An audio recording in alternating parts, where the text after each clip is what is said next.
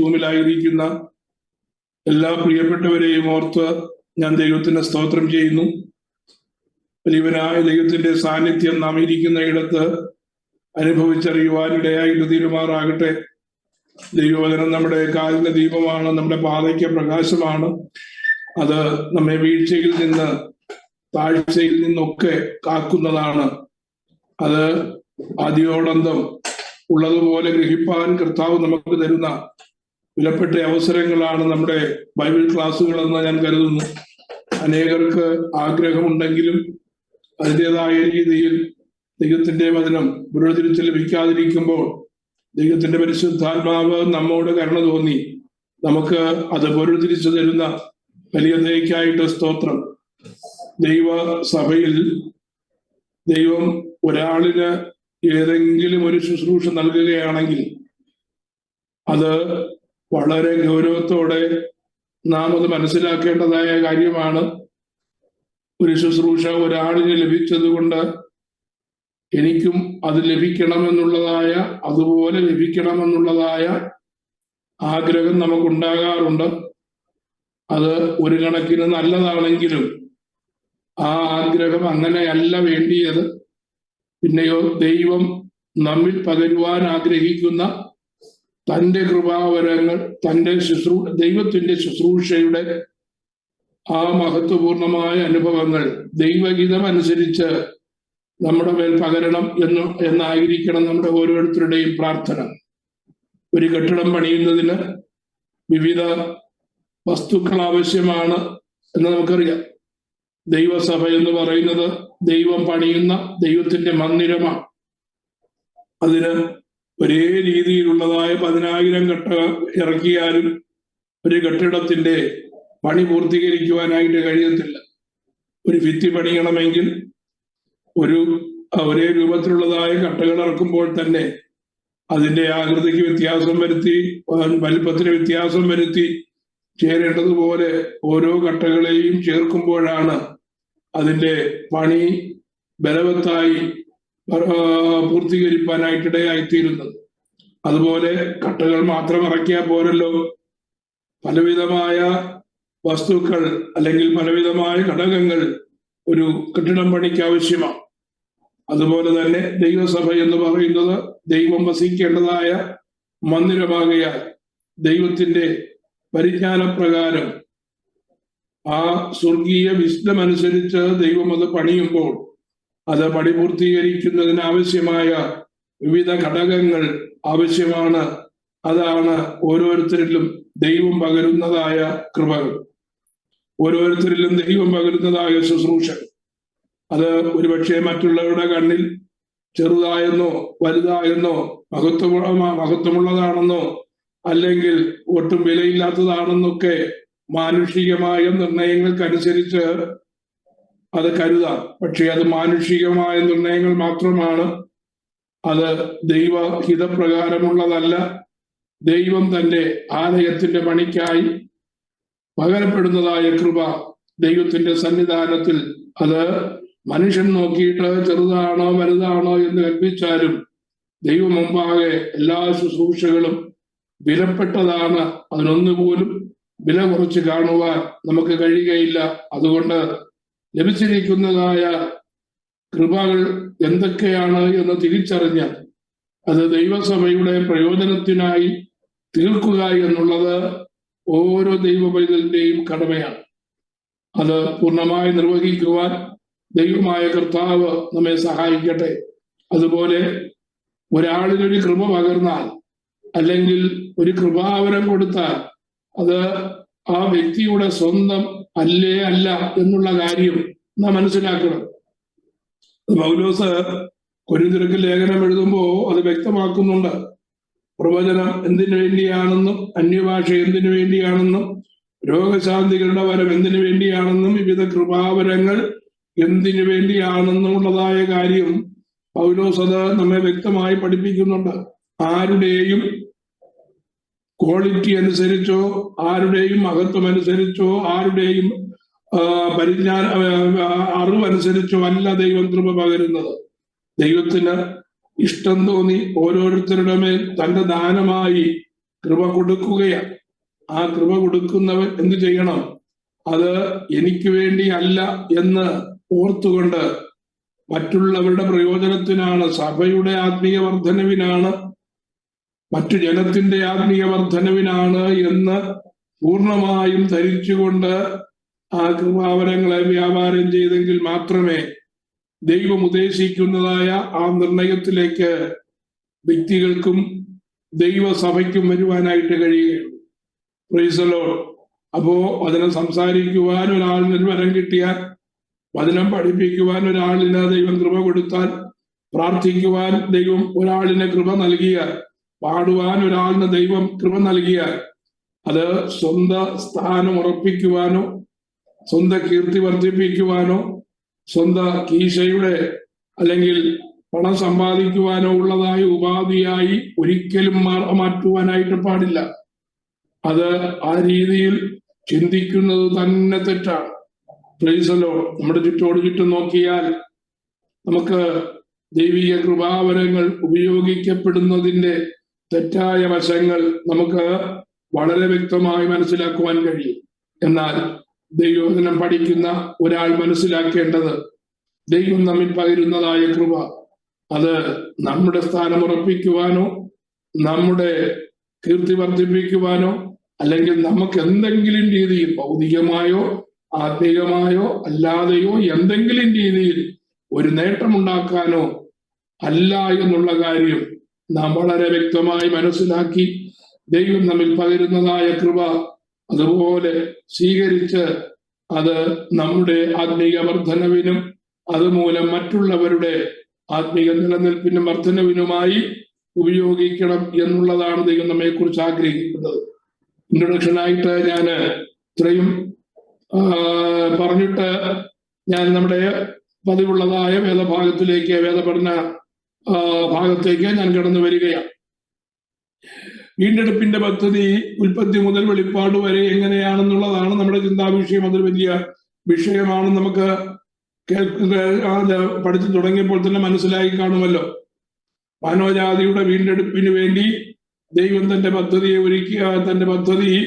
ഒരുക്കി വെച്ചിട്ട് വിവിധ പദ്ധതികളിലേക്ക് ദൈവം പോകേണ്ടി വന്നത്, ഓരോ പദ്ധതിയും വീണ്ടെടുപ്പിന് വേണ്ടി ദൈവം ഒരുക്കിയതായ ഓരോ പദ്ധതിയും അതാർക്കു വേണ്ടിയാണ് ഒരുക്കിയത്? അവൻ തന്നെ അത് നിഗ്ലക്ട് ചെയ്ത് വിലയില്ലാത്തതാക്കി മാറ്റി ദൈവത്തിന്റെ പദ്ധതിയെ അത് തനിക്ക് പ്രയോജനമില്ലാത്തതാക്കി മാറ്റിയ ഘട്ടങ്ങളാണ് നാം ഉൽപ്പത്തി പുസ്തകം ആദ്യ ഭാഗങ്ങളിൽ കണ്ടുകൊണ്ടുവന്നത്. അതിൽ നിന്ന് വ്യത്യസ്തമായി ദൈവം ഉൽപ്പത്തി പുസ്തകത്തിൽ 12-ാം അധ്യായത്തിൽ നാം പഠിച്ചതായ ഭാഗമെന്ന് പറയുന്നത് വീണ്ടെടുപ്പിന്റെ ആധികാരികമായി അല്ലെങ്കിൽ മാനവജാതിയുടെ വീണ്ടെടുപ്പിന്റെ അടിസ്ഥാനം ആയി ഒരു വ്യക്തിയെ ദൈവം കാണുകയാണ്. എന്തിനാണ് ആ വ്യക്തിയെ തിരഞ്ഞെടുത്തത്? ആ വ്യക്തി മൂലം ഒരു കുടുംബം, ആ കുടുംബം മൂലം ഒരു വർഗം, ആ വർഗം മൂലം ലോകത്തിലുള്ളതായ സകല മാനവജാതിയും ദൈവത്തിങ്കിലേക്ക് വരണമെന്നുള്ളതായ ആ പദ്ധതിയുടെ ആരംഭം കുറിക്കുകയാണ് ഉൽപ്പത്തി പുസ്തകം 12-ാം അധ്യായമെന്ന് നാം അത് പഠിച്ചപ്പോൾ ചിന്തിച്ചു. അവിടെ ആദ്യമായി വിളിച്ച് വേർതിരിച്ചതായ അബ്രഹാമിനെ കുറിച്ച് ചിന്തിക്കുമ്പോ ദൈവത്തിന്റെ വീണ്ടെടുപ്പിന്റെ പദ്ധതി ആ അബ്രഹാമിൽ കൂടി നിറവേറ്റേണ്ടതിന് അബ്രഹാമിനെ ഒരു പദവിയിലേക്ക് അല്ലെങ്കിൽ അബ്രഹാമിനെ ഒന്നുമില്ലാത്ത അവസ്ഥയിൽ നിന്ന്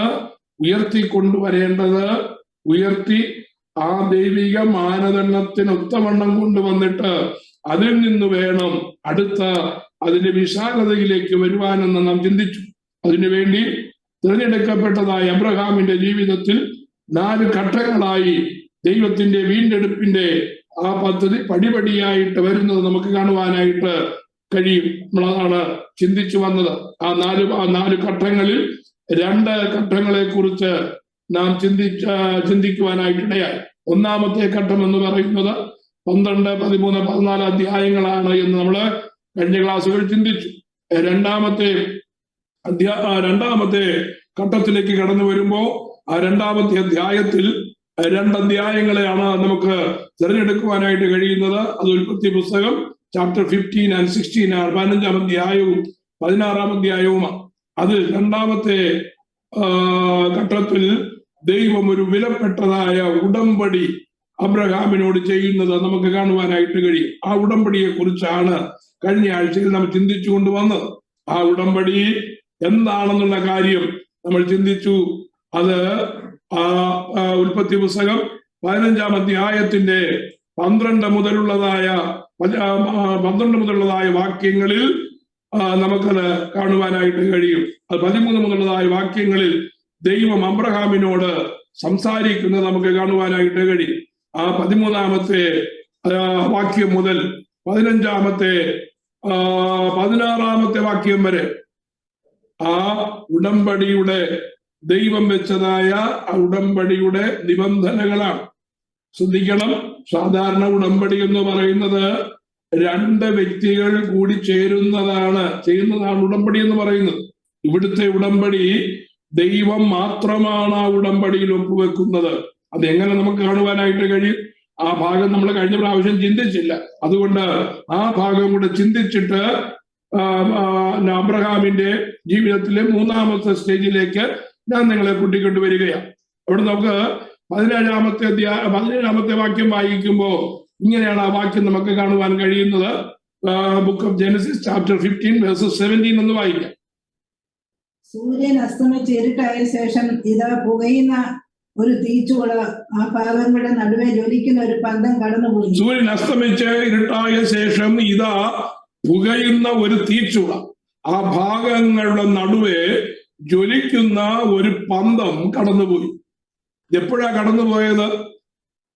അബ്രഹാം ഒരുക്കേണ്ടതായ കാര്യങ്ങളെല്ലാം ഒരുക്കി, വെക്കേണ്ടതുപോലെ എല്ലാം വെച്ചു കഴിഞ്ഞു. മണിക്കൂറുകൾ ആ ഉടമ്പടി ചെയ്യുന്ന പ്രധാനപ്പെട്ട വ്യക്തിയെ കാത്ത് അബ്രഹാം ഇരിക്കുകയാണ്. അബ്രഹാമിന്റെ മേൽ വലിയൊരു ഗാഠനിദ്ര വന്നു. ആ മുറിച്ചു വെച്ചതായ മാംസ കഷ്ണങ്ങളുടെ അല്ലെങ്കിൽ മാംസഭാഗങ്ങളുടെ മേൽ ആകാശത്ത് നിന്ന് റാഞ്ചൻ പക്ഷി ഇറങ്ങി വന്നു. ഇതൊക്കെ നമ്മള് കഴിഞ്ഞ ആഴ്ച ചിന്തിച്ചതാ. എന്താണ് റാഞ്ചൻ പക്ഷി എന്നും എന്തിനാണിത് പിളർന്നു വെച്ചതെന്നും ഒക്കെ നമ്മൾ ചിന്തിച്ചതാ. ആ ഗാഠനിദ്ര വന്നപ്പോ അബ്രഹാമിനോട് യഹോവയായ ദൈവം സംസാരിക്കുന്നതായ ഭാഗമാണ് നാം 13-ാമത്തെ വാക്യം മുതൽ 16-ാമത്തെ വാക്യം വരെ വായിച്ചത്. ഇന്നതാണ് ഞാൻ അബ്രഹാമിനോട് ചെയ്യുന്നതായ നിയമം. ആ നിയമത്തിന്റെ കാര്യങ്ങളെല്ലാം വിശദമായി യഹോവയായ ദൈവം അബ്രഹാം കേൾക്കെ വിളിച്ചു പറയുവാനായിട്ടിടയായി. അത് അബ്രഹാം കേൾക്കുകയാണോ? അല്ല, ജനിപ്പാനിരിക്കുന്ന അബ്രഹാമിന്റെ സന്തതികൾ മാത്രമല്ല, അബ്രഹാമിന്റെ സന്തതികളിൽ കൂടെ വിടുവിക്കപ്പെടുവാനിരിക്കുന്നതായ ഈ ലോകത്തിലുള്ളതായ സകലരോടുമായിട്ട് യഹോവയായ ദൈവം അരുളി ചെയ്യുന്നതായ ഉടമ്പടിയാണ്. പക്ഷേ ആ ഉടമ്പടി കേന്ദ്രീകൃതമായിരിക്കുന്നത് അബ്രഹാമിൽ കൂടെ ജനിപ്പാനിരിക്കുന്നതായ സന്തതി പരമ്പരകളോടുമാണ് എന്ന് നമുക്ക് കാണുവാനായിട്ട് കഴിയും. ആ സന്തതി പരമ്പരകൾ ആരാണെന്ന് അവരുടെ പേര് അബ്രഹാമിന് അന്ന് വെളിപ്പെട്ടില്ല. നമ്മൾ ഇന്നറിയുന്നതായ ആ പ്രത്യേക ജനം, ഇസ്രയേൽ എന്ന് പറയുന്ന ആ പ്രത്യേക ജനത്തിന്റെ പേര് ഇതിനകത്ത് കാണുവാനായിട്ട് കഴിയത്തില്ല. ആ പ്രത്യേക ജനത്തിന്റെ പേര് ഇന്നതാണ് എന്ന് വെളിപ്പെടുന്നത് വളരെ കഴിഞ്ഞാണ്. യാക്കോബിന്റെ സമയത്താണത് വെളിപ്പെടാത്ത ജനതയുടെ പേര് തന്നെ വെളിപ്പെടുന്നത്.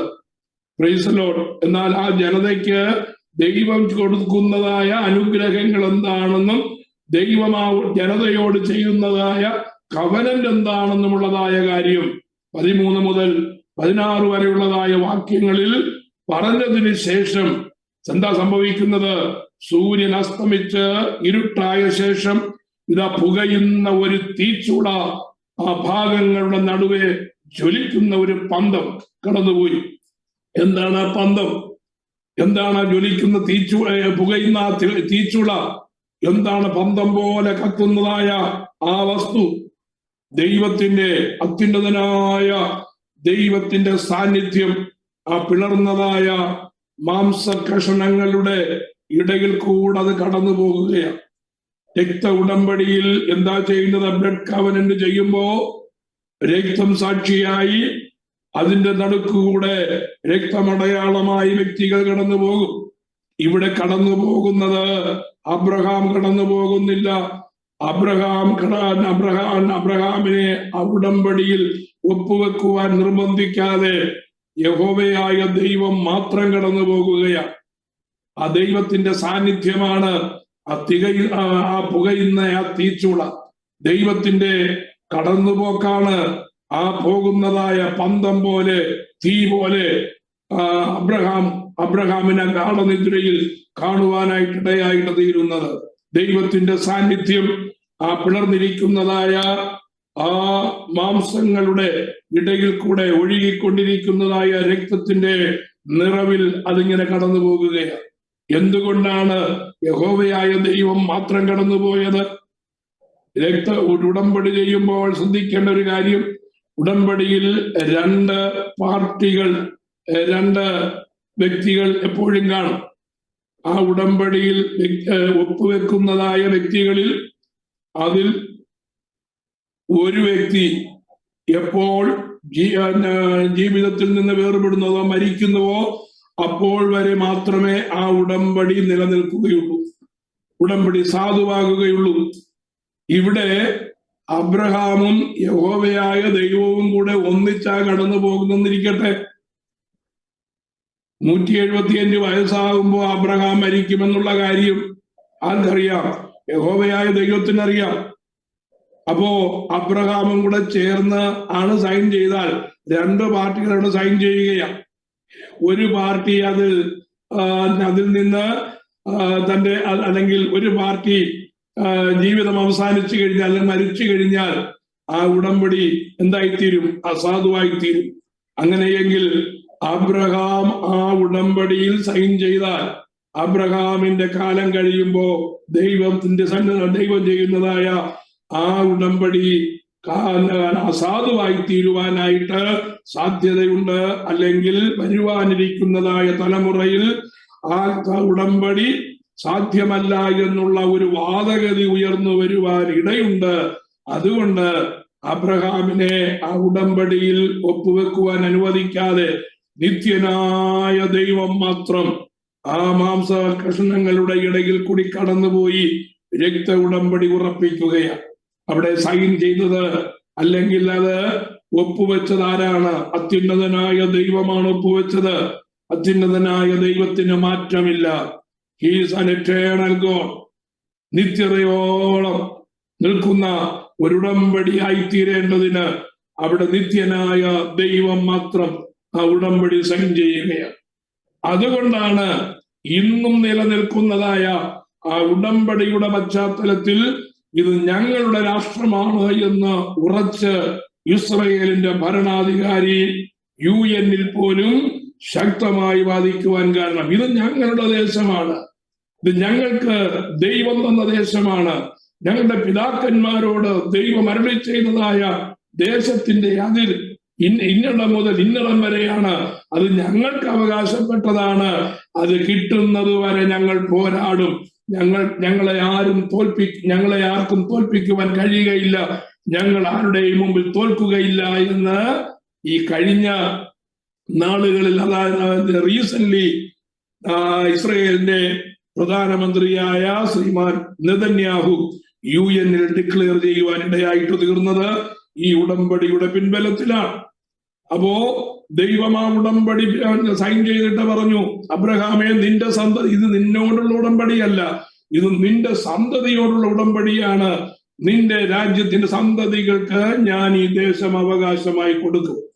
ആ അവകാശമായി കൊടുക്കുമ്പോ ആ ദേശത്തിന്റെ അതിര് ഇന്നിടം മുതൽ ഇന്നിടം വരെ ആയിരിക്കും.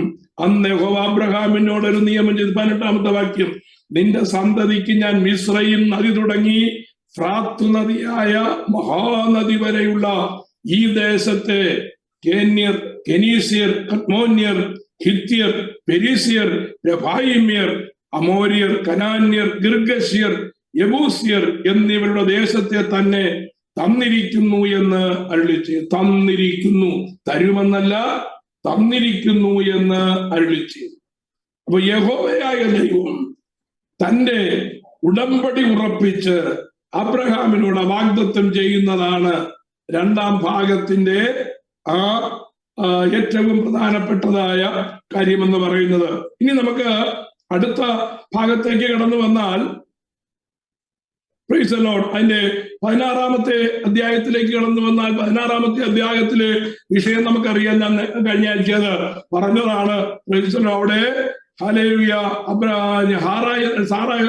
സാറായുടെ നിർബന്ധപ്രകാരം അബ്രഹാം ദൈവിക വാഗ്ദത്തങ്ങളിൽ അല്പം സംശയം വന്ന് വഴിയൊന്ന് മാറുവാനായിട്ട് ഇടയായിട്ട് തീർന്നു. ദൈവിക വാഗ്ദത്തം നിറവേറ്റപ്പെടേണ്ടതിന്റെ മാനുഷികമായ ആ ഒരു നിർണയത്തിന്റെ പേരിൽ അബ്രഹാമിന് നിർബന്ധിതമായി തന്റെ വഴിയിൽ വ്യതിചലിക്കേണ്ടതായി വന്നു. സാറായുടെ നിർബന്ധം കൊണ്ടാണത്. അങ്ങനെ ഇസ്മയേൽ ജനിക്കുവാനായിട്ട് ഇടയായി. Price the Lord. ആ ഇസ്മയേലിനെ ഗർഭം ധരിച്ചിരിക്കുമ്പോ ദാസിയായ ഹാഗാർ യജമാനത്തിയായ സാറയുടെ കണ്ണിൽ നിന്ദിതയായി തീർന്നു. എന്ത് ചെയ്തു? സാറായിൽ നിന്ന് രക്ഷപ്പെടേണ്ടതിന് ഹാഗാർ അവിടെ നിന്ന് ഓടിപ്പോകുന്നതായ സംഭവമാണ് 16-ാമത്തെ അധ്യായത്തിൽ. ആ രണ്ടാമത്തെ ഭാഗത്ത് ദൈവം തന്റെ ദൂതനെ ആ ഹാഗാറിന്റെ അടുക്കലേക്ക് അയച്ചു. ബേർലഹയി എന്ന് പറയുന്ന ആ മരുഭൂമിയുടെ പ്രാന്തപ്രദേശത്ത് വെച്ച് ദൈവത്തിന്റെ ദൂതൻ ഹാഗാറിനെ കണ്ടു. ഹാഗാറിനോട് ചോദിച്ചു, ഹാഗാറെ, നീ ഇവിടെ എന്തു ചെയ്യുന്നു? നീ എവിടെ നിന്ന് വരുന്നു? എങ്ങോട്ട് പോകുന്നു എന്ന് ഹാഗാറിനോട് ചോദിച്ചു.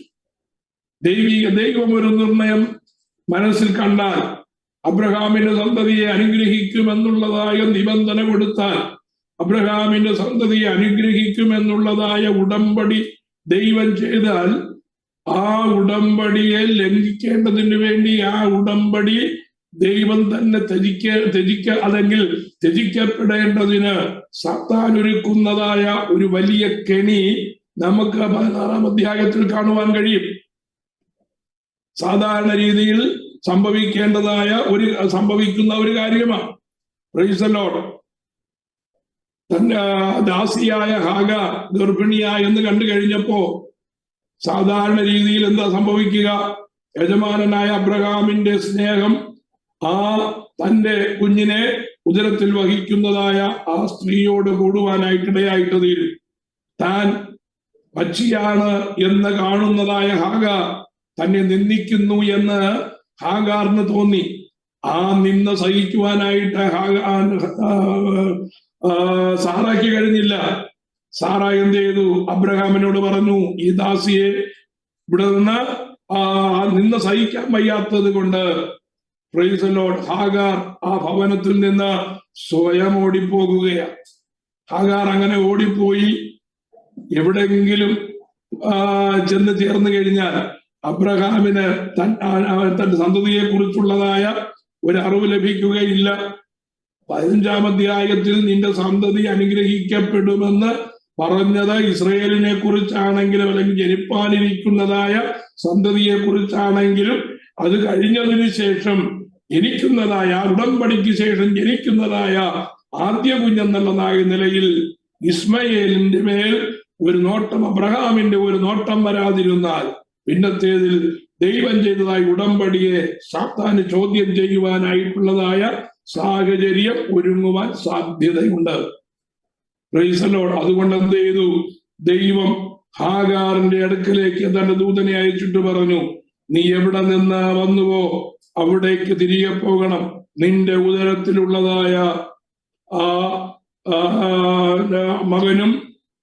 മകനെയും ഞാൻ അനുഗ്രഹിക്കുമെന്ന് പറഞ്ഞ് അവനെ ഹാഗാറിനെ മടക്കി അയക്കുന്നതായ തന്റെ വാഗ്ദത്തങ്ങളിൽ ഉറച്ചു നിൽക്കുന്ന മനുഷ്യൻ തെറ്റിപ്പോയാലും ദൈവം തന്റെ വാഗ്ദത്തങ്ങളിൽ വിശ്വസ്തനായി ഉറച്ചു നിൽക്കുന്നതാണ് എന്ന് നമുക്ക് തെളിയിക്കുന്നതായ ഒരു അധ്യായം കൂടിയാണ് 16-ാമത്തെ അധ്യായം. ഇന്ന് രാത്രിയിൽ എന്നെ കേൾക്കുന്ന ദൈവത്തിന്റെ ജനം മനസ്സിലാക്കേണ്ടത്, ദൈവം ഒരു വാഗ്ദത്തം ചെയ്താൽ പ്രൈസ് ദി ലോർഡ്, അത് ദൈവത്തിന്റെ നിർണയമാണെങ്കിൽ ഭാവി കാലത്തേക്കുള്ളതായ ഒരു പ്രവൃത്തി അതിൽ കൂടി ഉണ്ട് എങ്കിൽ, ദൈവത്തിന്റെ പ്രവൃത്തി അത് വെളിപ്പെട്ടു വരേണ്ടതാണെങ്കിൽ നിശ്ചയമായും മനുഷ്യൻ അതിനെ തടയുവാൻ കഴിയുകയില്ല.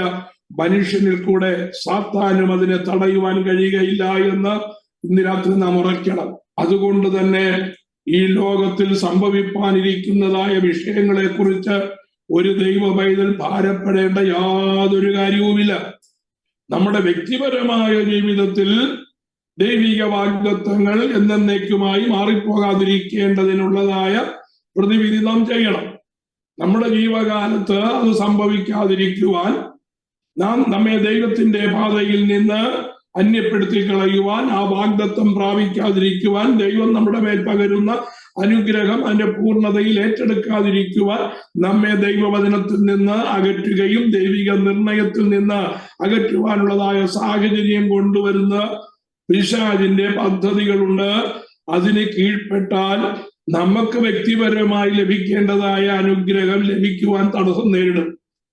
പക്ഷേ ഈ ലോകത്തെ സംബന്ധിച്ച്, ഒരു ജനതയെ സംബന്ധിച്ച്, ലോകത്തെ ഈ പ്രപഞ്ചത്തെ കുറിച്ചുള്ളതായ ദൈവത്തിന്റെ ആലോചന തെറ്റിച്ച് കളയുവാൻ ഒരു പ്രപഞ്ച ശക്തിക്കും കഴിയുകയില്ല. സാത്താന്യ മണ്ഡലങ്ങൾക്ക് ഒട്ടും കഴിയുകയില്ല. ദൈവത്തിന്റെ ഏറ്റവും വലിയ വാഗ്ദത്തം, നമ്മുടെ വാഗ്ദത്തപ്പെട്ട കർത്താവ് നമുക്ക് തന്നിരിക്കുന്ന ഏറ്റവും വലിയ വാഗ്ദത്തം എന്താണ്? ഏറ്റവും വലിയ വാഗ്ദത്തം പുതിയ നിയമ സഭയിലെ അംഗങ്ങളായിരിക്കുന്ന എന്നോടും നിങ്ങളോടും ഒക്കെ കർത്താവ് തന്നിരിക്കുന്ന ഏറ്റവും വലിയ വാഗ്ദത്തം എന്ന് പറയുന്നത്, കർത്താവിന്റെ മധ്യാകാശ വരവെങ്കിൽ നാം എടുക്കപ്പെടും, കർത്താവിനോടുകൂടെ നാം ആയിരിക്കുമെന്നാണ്. എന്ന് പറഞ്ഞാൽ നമ്മെ എടുക്കുവാൻ കർത്താവ് വരുമെന്നുള്ളതാണ് ഏറ്റവും വലിയ വാഗ്ദത്തം. എന്തൊക്കെയാണെന്ന് പറഞ്ഞാൽ, ഇനി ഭൂമി കീഴ്മേൽ മറിഞ്ഞെന്ന് വന്നാലും അത് സംഭവിക്കാതിരിക്കുകയില്ല.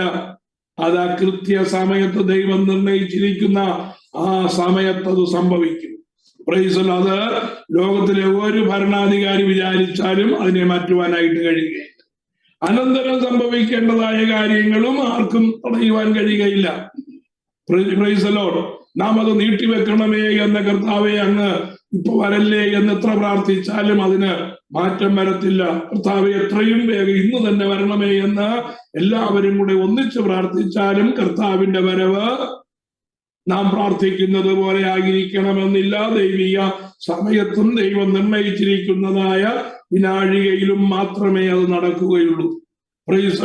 പക്ഷേ വ്യക്തിപരമായ ജീവിതത്തിൽ ദൈവം കൽപ്പിച്ചിരിക്കുന്നതായ അനുഗ്രഹവും വിടുതലും പെട്ടെന്ന് പ്രാപിക്കുവാനും അതിന് കാലദൈർഘ്യം വരുത്തുവാനും നമ്മൾ വിചാരിച്ചാൽ കഴിയും. നാം ദൈവത്തിന്റെ വചനം അനുസരിക്കാതെയോ ദൈവം പറഞ്ഞിരിക്കുന്നതായ ആ നിബന്ധനകൾക്ക് കീഴിൽ നാം വരാതിരിക്കുകയോ ചെയ്തു കഴിഞ്ഞാൽ നമുക്ക് ലഭിക്കേണ്ടതായ നന്മകളുടെ അകലം വർദ്ധിക്കും. അത് കാലതാമസം നേരിടും. കാലതാമസം നേരിട്ടാൽ ഒരുപക്ഷെ അതിൽ നിന്ന് നമ്മിൽ നിന്ന് അകന്നു പോകാനും സാധ്യതയുണ്ട്. നാം ദൈവത്തിന്റെ വചനത്തിന്റെ കീഴിൽ വന്നില്ല എങ്കിൽ. Price the Lord. ഇവിടെ നമുക്ക് കാണുവാൻ കഴിയും 16-ാം അധ്യായത്തിലെ വിഷയത്തുള്ളതായ ബന്ധത്തിലാണ് ഞാൻ അത്രയും പറഞ്ഞത്. രണ്ടാമത്തെ ഘട്ടം അവിടെ അവസാനിക്കുകയാണ്. അബ്രഹാമിന്റെ ജീവിതത്തിന്റെ ഒരു ഉയർച്ചയും കൂടെ നമുക്ക് കാണുവാൻ കഴിഞ്ഞു. 1-ാം അധ്യായത്തിൽ വിളിയും തിരഞ്ഞെടുപ്പുമാണ് കാണാൻ കഴിഞ്ഞതെങ്കിൽ 2-ാം അധ്യായത്തിൽ എന്തിനു വേണ്ടി വിളിച്ചുവോ ആ വിളിച്ചതായ വിളിയുടെ ഉറപ്പും ധൈര്യവും ദൈവം കൊടുക്കുകയാണ്. ഒരു ഉടമ്പടിയിൽ കൂടെ അബ്രഹാമിനെ ഉറപ്പിക്കുകയാണ്. നീ എത്ര വയസ്സായി എന്ന് പറഞ്ഞാലും, നിന്റെ ഭാര്യയായ സാറ മച്ചിയാണെന്ന് ലോകം പറഞ്ഞാലും, അവൾക്ക് പ്രസവിപ്പാൻ കഴിയത്തില്ലെങ്കിലും, അവൾ വൃദ്ധയായി പോയാലും ഞാൻ എന്റെ വാഗ്ദത്തങ്ങളിൽ നിന്ന് മാറുകയില്ല. നിന്റെ ഉദരത്തിൽ നിന്ന് പുറപ്പെടുന്ന നിന്റെ സന്തതി തന്നെയായിരിക്കും നിന്റെ അവകാശി എന്ന് ഉറപ്പിക്കുന്ന 2-ാമത്തെ ഭാഗം. ആ ഉറപ്പിന്മേലാണ് അബ്രഹാമിന്റെ 3-ാമത്തെ ഘട്ടം പുറത്തു വരുന്നത്. അബ്രഹാമിന്റെ ജീവിതത്തിന്റെ 3-ാം ഘട്ടം തന്റെ വീണ്ടെടുപ്പിന്റെ, മാനവജാതിയുടെ വീണ്ടെടുപ്പിന്റെ ആ പ്രവൃത്തി പദത്തിലേക്ക് അബ്രഹാമിനെ ദൈവത്തിന്റെ നിർണയപ്രകാരം ഉയർത്തിക്കൊണ്ടുവരുന്ന 3-ാം ഘട്ടമായി നമുക്കതിനെ കാണുവാനായിട്ട് കഴിയും. Price the Lord. ആ 3-ാം ഘട്ടം എന്താണ്? ഏതൊക്കെ അധ്യായങ്ങളാണ്? നമുക്ക് പെട്ടെന്ന് അധ്യായങ്ങൾ എന്ന് പറയുന്നത് 3-ാമത്തെ സ്റ്റേജ്, 3-ാമത്തെ ഘട്ടം എന്ന് പറയുന്നത് ഉൽപ്പത്തി പുസ്തകം 17, 18, 19, 20, 21 അധ്യായങ്ങളാണ്. ഈ 17 മുതൽ 21 വരെയുള്ളതായ 5 അധ്യായങ്ങൾ പ്രൈസ് ദി ലോർഡ് അബ്രഹാമിനെ മൂന്നാമത്തെ ഘട്ടത്തിലേക്ക് തന്റെ വിശ്വാസത്തിന്റെ ലെവൽ വർദ്ധിക്കുന്ന, തന്റെ ആത്മീയ നിലവാരത്തിന്റെ ആ ഘടനയ്ക്ക് വ്യത്യാസം വരുത്തുന്നതായ ഒരു ഘട്ടത്തിലേക്ക് അബ്രഹാമിനെ മാറ്റിയെടുക്കുകയാണ്. 17 അധ്യായത്തിലേക്ക് വരുമ്പോ അവിടെ എന്താ സംഭവിക്കുന്നത് നോക്കിക്കേ. Price the Lord. 17 അധ്യായത്തിൽ ദൈവം അബ്രഹാമിനോട് വീണ്ടും അരുളി ചെയ്യുന്നതായ സംഭവമാണ്. 17 അധ്യായത്തിന്റെ 1-ാമത്തെ വാക്യം. അബ്രഹാമിന് 99 വയസ്സായപ്പോൾ യഹോവ അബ്രഹാമിന് പ്രത്യക്ഷനായി അവനോട്, ഞാൻ സർവശക്തിയുള്ള ദൈവമാകുന്നു, നീ എന്റെ മുമ്പാകെ നടന്ന് നിഷ്കളങ്കനായിരിക്കുക. അബ്രഹാമിന് 99 വയസ്സായപ്പോൾ യഹോവ അബ്രഹാമിന് പ്രത്യക്ഷനായി അവനോട്, ഞാൻ സർവശക്തിയുള്ള ദൈവമാകുന്നു, ഞാൻ സർവശക്തിയുള്ള ദൈവം. Price the Lord. ആ സർവശക്തിയുള്ളതായ ദൈവം എങ്ങനെയാണ് തന്റെ സർവശക്തി വെളിപ്പെടുത്തിയത് എന്നുള്ളതാണ് 17, 18 തുടങ്ങിയതായ അധ്യായങ്ങളിൽ കാണുന്നതായ ദൈവത്തിന്റെ വാഗ്ദത്തങ്ങളുടെ പൂർത്തീകരണത്തിലേക്ക്, ആ വാഗ്ദത്തങ്ങളുടെ പൂർത്തീകരണത്തിലേക്ക് അബ്രഹാമിനെ നയിക്കുന്നത്. ആ പൂർത്തീകരണം ഉണ്ടാകുന്നത് ആ ഘട്ടത്തിന്റെ ഒടുവിലാണ്. 20-ാം അധ്യായത്തിൽ 20, 21 അധ്യായത്തിലേക്ക് വരുമ്പോ ആ വാഗ്ദത്തങ്ങളുടെ പൂർണ്ണതയിലേക്ക് അബ്രഹാം എത്തിച്ചേരുകയാണ്. Praise the Lord. 17-ാം അധ്യായത്തിന്റെ പ്രധാനപ്പെട്ടതായ വിഷയം ഞാൻ പെട്ടെന്നൊന്ന് പറഞ്ഞു പോകാം. ആ 3-ാമത്തെ ഘട്ടത്തിലെ വിഷയങ്ങളിൽ കൂടെ അബ്രഹാം എപ്രകാരമാണ് ദൈവത്തിന്റെ വീണ്ടെടുപ്പിന്റെ പദ്ധതിയുടെ അടിസ്ഥാനമായി ഉയരപ്പെടുന്നത് എന്ന് നാം പഠിക്കണം. ഉൽപ്പത്തി പുസ്തകത്തിൽ ദൈവത്തിന്റെ വീണ്ടെടുപ്പിന്റെ പദ്ധതിയാണ് നമ്മുടെ വിഷയം. ആ വീണ്ടെടുപ്പിന്റെ പദ്ധതി പുറപ്പെടുന്ന, അല്ലെങ്കിൽ അത് യഹോവയായ ദൈവം അരക്കിട്ട് ഉറപ്പിക്കുന്നത് അബ്രഹാമിൽ കൂടിയാണ്. അപ്പൊ അബ്രഹാമിന്റെ ജീവിതത്തിന് വ്യക്തമായ ഒരു മാറ്റം വരികയാണ്. ഘട്ടം ഘട്ടമായിട്ടാണ് അബ്രഹാമിന്റെ ജീവിതത്തിന് വരുന്ന മാറ്റം. ആ 3-ാമത്തെ ഘട്ടത്തിൽ അബ്രഹാമിനോട് യഹോവയായ ദൈവം അരുളി ചെയ്യുകയാണ്, ഞാൻ സർവശക്തിയുള്ള ദൈവമാണ്. എന്നിട്ട് അബ്രഹാമിനോട് പറഞ്ഞു, ഞാൻ എനിക്കും നിനക്കും മധ്യേ ഞാൻ എന്റെ നിയമം സ്ഥാപിക്കും, നിന്നെ അധികമായി വർദ്ധിപ്പിക്കുമെന്ന് അരുളി ചെയ്തു. ഇങ്ങനൊരു വാഗ്ദത്തം നമുക്ക് കേട്ട് കഴിഞ്ഞാൽ നമ്മൾ എന്ത് ചെയ്യും? ചിരിക്കും. കാരണം 99 വയസ്സായി, നിന്നെ അധികമായി വർദ്ധിപ്പിക്കുമെന്ന് പറഞ്ഞിട്ട് ഇതുവരെ ഒന്നും നടന്നില്ല. ചിരിക്കാതെ, നമ്മളാണെങ്കിൽ ചിരിക്കാതെ എന്താ ചെയ്യുക? പക്ഷേ അബ്രഹാമിന് അവിടെ ചിരിയൊന്നും വന്നില്ല. അബ്രഹാം എന്ത് ചെയ്തു? സാഷ്ടാംഗം വീണു. അവിടെ അബ്രഹാം ദൈവത്തെ ആരാധിക്കുകയാണ്. ദൈവത്തിന്റെ വാഗ്ദത്തങ്ങളിൽ ഉറയ്ക്കുന്ന ഒരു വ്യക്തിക്ക് മാത്രമേ ദൈവത്തെ ശരിയായി ആരാധിക്കുവാൻ കഴിയുകയുള്ളൂ. അത് വളരെ വ്യക്തമായി മനസ്സിലാക്കണം.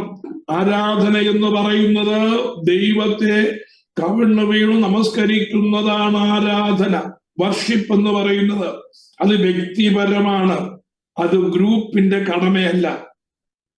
അതൊരു ഗ്രൂപ്പിനെ ഒരു വ്യക്തി നയിക്കുന്നതായ ശുശ്രൂഷയുമല്ല ആരാധന. അത് മനസ്സിലാക്കണം. നാം ആരാധന എന്ന് പറയുമ്പോ എന്താണ്? അതുകൊണ്ട് നാം കേട്ട് പരിചയിച്ച നമ്മുടെ ആശയം എന്താണ്? ആരാധന എന്ന് പറയുമ്പോ ഉച്ചത്തിൽ സ്തുതികൾ അർപ്പിക്കുക, പാട്ടുപാടുക, എത്രത്തോളം ശബ്ദമുണ്ടാക്കാമോ അത്രത്തോളം ശബ്ദമുണ്ടാക്കുക, എത്രത്തോളം നമുക്ക് ഡാൻസ് ചെയ്യാമോ അത്രത്തോളം ഡാൻസ് ചെയ്യുക. ഇതൊക്കെയാണ് ആരാധന എന്നുള്ളതായ മിഥ്യാധാരണയാണ് നമ്മുടെ ഉള്ളത്തിൽ നാം ആദ്യം മുതൽ പഠിച്ചു വച്ചിരിക്കുന്നതായ കാര്യം. Price the Lord.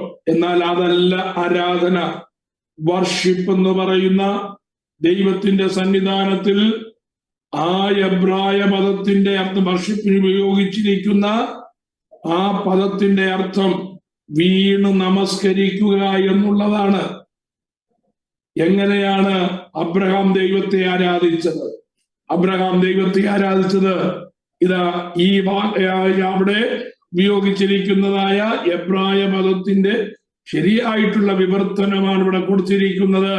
അബ്രഹാം സാഷ്ടാംഗം വീണു. Price the Lord. ഇത് തന്നെയാണ് വെളിപ്പാട് പുസ്തകം 4-ാം അധ്യായത്തിലും 5-ാം അധ്യായത്തിലും കാണുന്നത്. സിംഹാസനത്തിൽ ഇരിക്കുന്നവന് ആ സിംഹാസനത്തിന് ചുറ്റും 24 സിംഹാസനങ്ങളിൽ ഇരിക്കുന്നവർ എന്ത് ചെയ്തു? തങ്ങളുടെ തലയിലിരിക്കുന്നതായ കിരീടം താഴെയിട്ട് അവർ സാഷ്ടാംഗം ആ സിംഹാസനത്തിൽ ഇരിക്കുന്നവനെ നമസ്കരിക്കുകയാ. അതാണ് ആരാധന. അത് വ്യക്തിപരമാണ്. നാം ദൈവത്തിന് കടപ്പെട്ടവരാണ്. നാം നമ്മുടെ ജീവൻ ദൈവത്തിന് കടപ്പെട്ടിരിക്കുകയാണ്. നാം നിത്യതയ്ക്ക് വേണ്ടി വിളിക്കപ്പെടുവാൻ യാതൊരു അർഹതയുമില്ലാത്തവരായിരുന്നു. പാപം മൂലമുള്ളതായ മരണത്തിന്റെ കരാളഹസ്തങ്ങൾക്കുള്ളിൽ കിടന്ന് നാം പിടയേണ്ടവരായിരുന്നു നിത്യതയോളം. എന്നാൽ അതിന്റെ മധ്യത്തിൽ നിന്ന് ദൈവം നമ്മെ വിടുവിച്ചു എന്നോർത്ത് എന്റെ ജീവിതം മുഴുവനും ദൈവമേ അങ്ങേക്ക് കടപ്പെട്ടതാണ് എന്ന ആ പരിപൂർണ സമർപ്പണമാണ് ആരാധന. അത് വ്യക്തിപരമാണ്. Praise the Lord. ആരാധനയെ കുറിച്ച് നാം മനസ്സിലാക്കണമെങ്കിൽ ആരാധന എന്ന് ഉപയോഗിച്ചിരിക്കുന്നതായ പദം എവിടൊക്കെയാണ് ഉപയോഗിച്ചിരിക്കുന്നത്, ആ സന്ദർഭങ്ങളെല്ലാം നാം ഓരോന്നോരോന്നായി മനസ്സിലാക്കണം വേദപുസ്തകത്തിൽ കൂടെ. എങ്ങനെ? Price the Lord. അതിന്റെ ഒറിജിനൽ എഴുത്തുകൾ കൂടെ നാം മനസ്സിലാക്കണം. ഇവിടെ അബ്രഹാം ദൈവത്തെ ആരാധിക്കുകയാണ്. ദൈവത്തെ കവിണ്ണ് വീണ് സാഷ്ടാംഗം വീണ് നമസ്കരിക്കുകയാണ്. അങ്ങനെ ആരാധിക്കുന്നതായ തന്റെ ഭക്തനോട് ദൈവം വീണ്ടും വ്യക്തിപരമായ ഒരു ഉടമ്പടിയും കൊണ്ടുവരികയാണ്. എന്താണ് ആ വ്യക്തിപരമായ ഉടമ്പടി? Price the Lord. എനിക്ക് നിന്നോടൊരു നിയമമുണ്ട് അബ്രഹാമേ, എനിക്ക് നിന്നോടൊരു നിയമമുണ്ട്. അബ്രഹാമിനെ 3-ാമത്തെ ഘട്ടത്തിലേക്ക് ഉയർത്തുകയാണ്. എന്താണ് ആ 3-ാമത്തെ ഘട്ടത്തിൽ ദൈവം കൊടുക്കുന്നതായ ഉയർച്ച? നീ ബഹുജാതികൾക്ക് പിതാവാകും. As for me, behold, my covenant is with thee, and thou shalt be a father of many nations. നീ ബഹുജാതികൾക്ക് പിതാവാകും. ഇനിയും നിന്നെ അബ്രാം എന്നല്ല വിളിക്കേണ്ടത്, ഞാൻ നിന്നെ ബഹുജാതികൾക്ക് പിതാവാക്കിയിരിക്കയാൽ നിന്റെ പേർ അബ്രഹാം എന്നായിരിക്കണം. അബ്രാം എന്ന് പറയുന്നതായ വാക്കിനും അബ്രഹാം എന്ന് പറയുന്നതായ വാക്കിനും അർത്ഥമൊന്നാണ്. പക്ഷേ ആ വാക്കിന്റെ ഘടനയ്ക്ക് ദൈവം വ്യത്യാസം വരുത്തി. എന്താണെന്നറിയാമോ ഘടനയ്ക്ക് വന്ന വ്യത്യാസം? അബ്രാം എന്ന പദത്തിനും അബ്രഹാം എന്ന പദത്തിനും തമ്മിലുള്ളതായ വ്യത്യാസം ഹ എന്നതായ ആ ഉച്ചാരണമാണ്. ഹ എന്നതായ ഉച്ചാരണം. ഈ ഹ എന്നുള്ളതായ ഉച്ചാരണം എബ്രായ ഭാഷയിൽ ഉച്ചരിക്കുമ്പോ നമ്മൾ പറയുന്നത് പോലെ ഹായ് അല്ല. എബ്രായ ഭാഷയിൽ ഉച്ചരിക്കുമ്പോ അത് ഹ എന്ന് നമ്മുടെ തൊണ്ട കൊണ്ട് പറയുന്നതായ ഒരു ശബ്ദമാണത്. ഖ എന്ന് പറയുന്ന ഒരു ശബ്ദമാണത്. അത് തൊണ്ട കൊണ്ടാണ് പറയുന്നത്, വാ കൊണ്ട്, നാക്കുകൊണ്ടോ അധരങ്ങൾ കൊണ്ടോ അല്ല. സങ്കീർത്തനത്തിൽ വായിക്കുന്നു, വായിലെ ശ്വാസത്താൽ ദൈവം സകലതും ഉളവാക്കി. വായിലെ ശ്വാസം എന്ന് പറയുന്നത് അവിടെ ഉപയോഗിച്ചിരിക്കുന്നതായ ആ എബ്രായ ഭാഷയുടെ അർത്ഥമെന്ന് പറയുന്നത് തൊണ്ടയിൽ നിന്ന് വരുന്നതായ ശബ്ദം. ഞാൻ പറഞ്ഞ മനസ്സിലായോ? അപ്പൊ ഈ തൊണ്ടയിൽ നിന്ന് വരുന്നതായ ശബ്ദം കർത്താവ് യഹോവ അത്യുന്നതനായ ദൈവം ഖ എന്നുള്ളതായ ആ ശബ്ദം പുറപ്പെടുവിച്ചപ്പോ ശൂന്യതയിൽ നിന്ന് സകലതും ഉളവായി വന്നു എന്നാണ് തിരുവചന ഭാഷ്യം. അപ്പോ ആ ശബ്ദമെന്ന് പറയുന്നത് ദൈവത്തിന്റെ ശബ്ദത്താൽ സകലതും ഉളവായി. ആ ശബ്ദമെന്ന് പറയുന്നത് തന്റെ ശക്തിയിലാണ് അത് പറയുന്നത്. അത് അധരത്തിന്റെ ശക്തിയല്ല, തന്റെ ഉള്ളത്തിൽ നിന്ന് വരുന്നതായ ശക്തിയോടെ ആ ശബ്ദം പുറപ്പെട്ടു കഴിഞ്ഞപ്പോൾ ആ ശബ്ദം ഇല്ലായ്മയിൽ നിന്ന് സകലത്തെയും ഉളവാക്കത്തക്ക രീതിയിലുള്ളതായ ദൈവത്തിന്റെ പ്രവൃത്തിയായി അത് വ്യാപരിപ്പാനിടയായി. അതേ ശബ്ദമാണ് ഒന്നിനും പ്രയോജനമില്ലാതിരുന്നതായ അബ്രഹാമിനെ തന്റെ പേര് മാറ്റിയപ്പോ അബ്രഹാം എന്നുള്ളതായ പേരിന്റെ കൂടെ ഖ എന്നുള്ളതായ ആ ശബ്ദം കൂടെ ചേർത്ത് കഴിഞ്ഞപ്പോ അബ്രഹാമിൽ ഇല്ലാതിരുന്നതായ ഒരു ശക്തി എന്ത് ചെയ്തു? അത് ഉളവായി വരുവാനായിട്ടിടയായി തീർന്നു. തന്റെ ശരീരത്തിൽ നശിക്കപ്പെട്ടിരുന്ന, ക്ഷീണിച്ചു പോയിരുന്നതായ അല്ലെങ്കിൽ ദ്രവിച്ചു പോയിരുന്നതായ ആ ശക്തി ദൈവം കൊടുത്തതായ ആ ശബ്ദത്തോടെ അത് പൂർവാധികം ശക്തിയോടെ തന്റെ ശരീരത്തിൽ അത് വ്യാപരിപ്പാനിടയായി. അബ്രഹാമെ, 99 വയസ്സ് നിനക്കായെങ്കിലും ഞാൻ എന്റെ ശക്തി, സർവശക്തിയുള്ളതായ ദൈവം ഞാനാണ് എന്ന് പറഞ്ഞിട്ട് അബ്രാമിനോട് നിന്റെ പേരിനി അബ്രാം എന്നല്ല അബ്രഹാം ആയിരിക്കുമെന്ന് പറഞ്ഞു കഴിഞ്ഞപ്പോ ദൈവത്തിന്റെ വായിൽ നിന്ന് ഉറപ്പെടുന്നതായ ആ സകലത്തെയും ഉളവാക്കിയ ശക്തി ഉണ്ടല്ലോ, അബ്രഹാമിനെ സന്തതികളെ ഉളവാക്കുവാനുള്ളതായ ശക്തിയായി അവന്റെ ഉള്ളത്തിൽ അത് നിറയുവാനിടയായി. ഇതാണ് പേരുമാറ്റത്തിന്റെ എബ്രായ മർമ്മം. Price the Lord. അപ്പം എങ്ങനെയാണ് അബ്രഹാമിന് ഉയർച്ച കിട്ടിയത്? വാഗ്ദത്ത നിവർത്തിക്ക് വേണ്ടി അബ്രഹാമിനെ ഉയർത്തിയത് തന്റെ പേരുമാറ്റം കൊണ്ട് ബാഹ്യമായ ഒരു മാറ്റമല്ല, ആ കൊടുത്തതായ ശബ്ദത്താൽ തന്റെ ശരീരത്തിന്റെ അവസ്ഥ പൂർണ്ണമായും മാറ്റത്തക്ക രീതിയിലുള്ള ഒരു പ്രത്യേക അവസ്ഥയിലേക്ക് അബ്രഹാം മാറ്റപ്പെട്ടു. അതാണ് അബ്രഹാമിന് ലഭിക്കുന്നതായ മൂന്നാമത്തെ അവസ്ഥ. Price the Lord. എന്നിട്ട് ആ നിയമം അവിടെ തീർന്നില്ല. നിന്നെ ഇനി അബ്രഹാം എന്നല്ല വിളിക്കേണ്ടത്, ഞാൻ നിന്നെ ബഹുജാതികൾക്ക് പിതാവായിരിക്കാൻ. ഒരു ജാതിയല്ല, അവിടെ ബഹുജാതികൾക്ക് പിതാവാക്കിയിരിക്കാൻ. The father of many nations. എത്ര രാഷ്ട്രങ്ങളാണെന്ന് പറഞ്ഞിട്ടില്ല, രാഷ്ട്രങ്ങളുടെ എണ്ണം പറഞ്ഞിട്ടില്ല. ബഹുജാതികൾക്ക്, ബഹുരാഷ്ട്രങ്ങൾക്ക് നിന്നെ പിതാവാക്കും. ഞാൻ നിന്നെ അധികമായി വർദ്ധിപ്പിച്ച് അനേക ജാതികളാക്കും. നിന്നിൽ നിന്ന് രാജാക്കന്മാരും ഉത്ഭവിക്കും. ഞാൻ നിനക്കും നിന്റെ ശേഷം നിന്റെ സന്തതിക്കും ദൈവമായിരിക്കേണ്ടതിന് ഞാൻ എനിക്കും നിനക്കും നിന്റെ ശേഷം തലമുറയായി നിന്റെ സന്തതിക്കും മധ്യേ എന്റെ നിയമത്തെ നിത്യ നിയമമായി സ്ഥാപിക്കും. അപ്പോ കഴിഞ്ഞ അധ്യായത്തിൽ കഴിഞ്ഞ ഭാഗത്ത് നാം പഠിച്ചതായ ഉടമ്പടി അത് അബ്രഹാമിൽ കൂടെ നിവർത്തീകരിക്കേണ്ടതിന് വേണ്ടിയാണ്. അബ്രഹാം എന്ത് ചെയ്യണം? ആ നിയമത്തിൻ കീഴിലേക്ക്, നിയമത്തിൽ ഒപ്പുവെക്കുകയല്ല, ആ നിയമത്തിൻ കീഴിലേക്ക്, നിയമത്തിന് ഞാൻ വിധേയനാണ് എന്ന് സ്വയം സമ്മതിക്കുന്നതായ അനുഭവത്തിലേക്ക് അബ്രഹാമിനെ കൂട്ടിക്കൊണ്ടുവരികയാണ്. അത് അബ്രഹാമിന്റെ ശരീരത്തിൽ ഒരു അടയാളമായി ദൈവം അത് കൽപ്പിച്ചു. അബ്രഹാമിന്റെ ശരീരത്തിൽ മാത്രമല്ല, അബ്രഹാമുമായി ബന്ധപ്പെട്ട് നിൽക്കുന്ന എല്ലാവരുടെ ശരീരത്തിലും അത് ഒരു അടയാളമായി ദൈവം സ്ഥാപിക്കുവാനിടയായി. അതാണ് ദൈവം നിയമിച്ചതായ അബ്രഹാമിന് കൊടുത്ത നിത്യ നിയമമായ പരിച്ഛേദനയുടെ നിയമം. അബ്രഹാമിന് കൊടുത്തത് അത് ശരീരത്തിലാണ്. സർക്കംസിഷൻ എന്ന് പറയുന്നത് ശരീരത്തിലാണ്.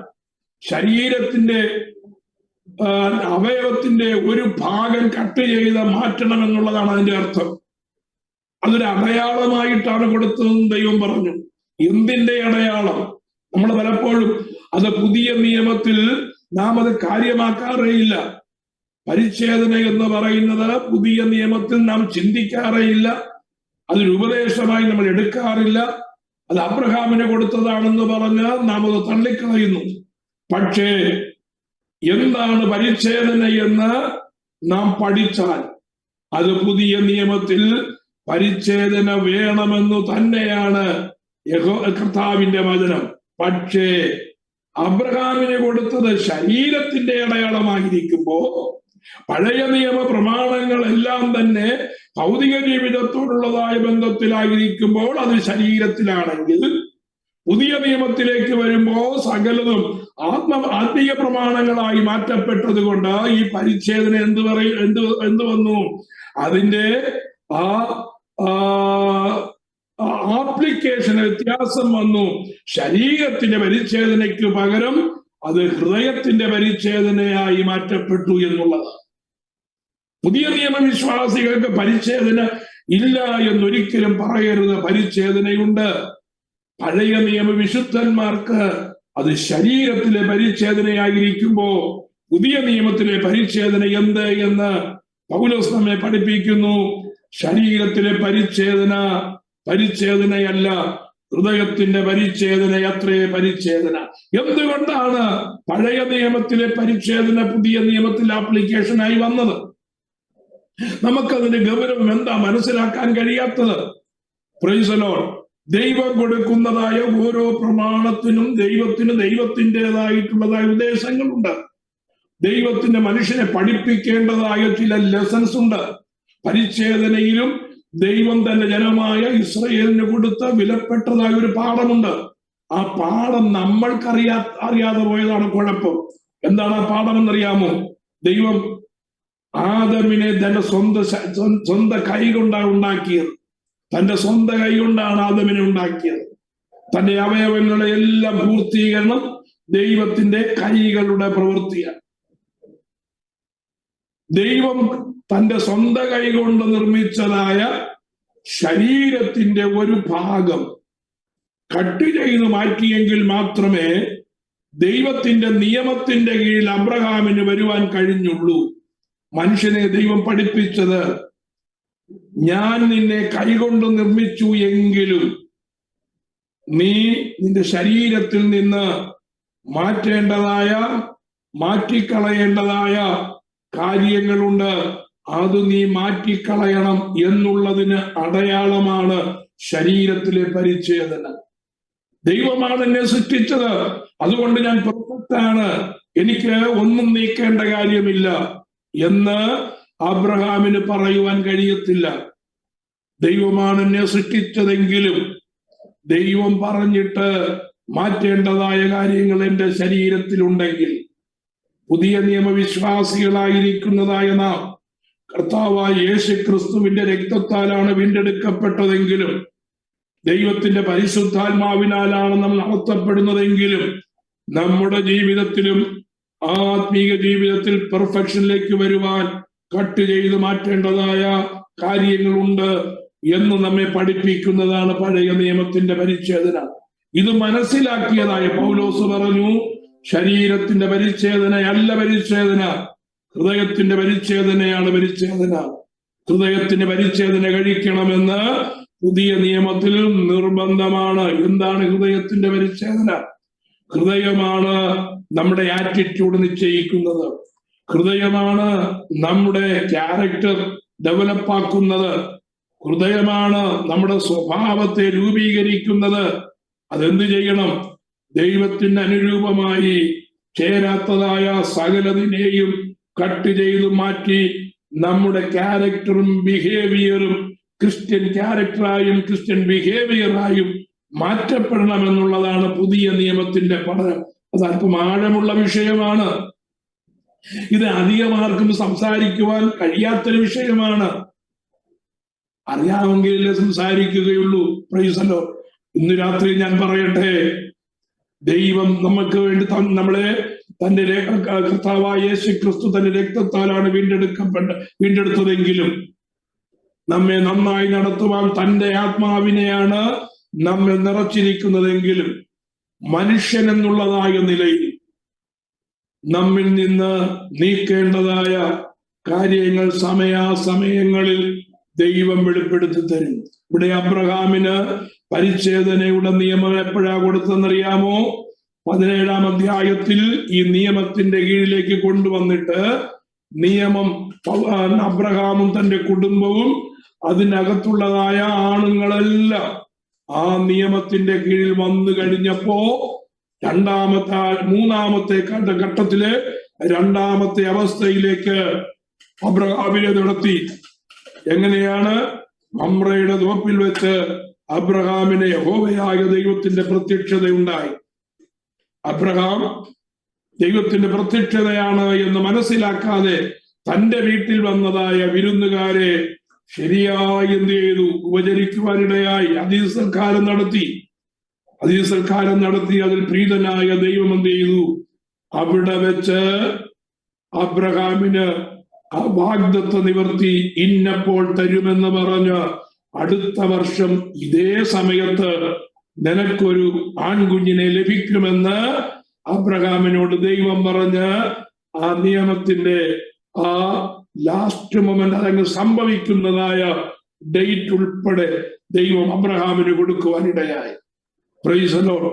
ദൈവത്തിന്റെ നിയമം താമസിക്കുന്നത് എന്തുകൊണ്ടാണ്? ദൈവത്തിന്റെ ഉടമ്പടി താമസിക്കുന്നത് എന്തുകൊണ്ടാണ്? ദൈവത്തിന്റെ അനുഗ്രഹം താമസിക്കുന്നത് എന്തുകൊണ്ടാണ്?